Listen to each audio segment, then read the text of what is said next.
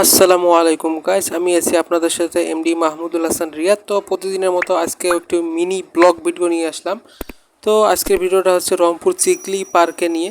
তো হঠাৎ করে বন্ধু বান্ধবদের মাথায় প্ল্যান আসলো যে রংপুর চিকলি পার্ক যাবে। তো যেই কথা সেই কাজ, সেই কোনো দেরি নেই, তখনই রওনা হলাম রংপুর চিকলি পার্কের উদ্দেশ্যে।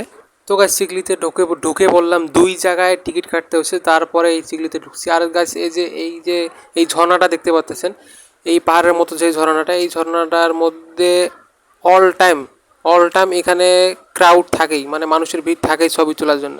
তো এখানে গাইস এটা আমাদের ছেলেপেলেদের জন্য না, আমাদের যে সিঙ্গেল ছেলেপেলের জন্য না, এখানে থাকবে শুধু জোড়া জোড়া কবুতর।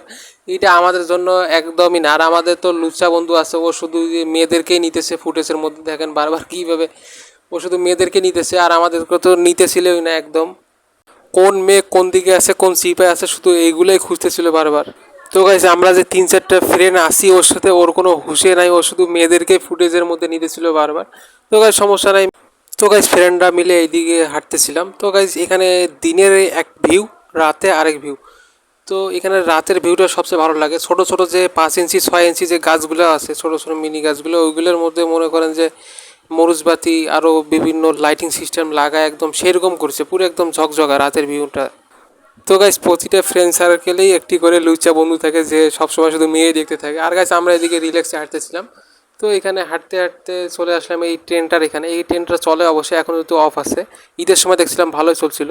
তো এই ট্রেনটার মধ্যে ছোটো ছোটো বাচ্চাদেরকে নিয়ে অল টাইম সারাদিন চলেই অবশ্যই দেখা যায়। এই ট্রেনগুলো উঠতে গেলেও আবার আলাদাভাবে এক্সট্রা করে পে করা লাগে, বিল পে করা লাগে, তারপরে এই ট্রেনে উঠতে হয়।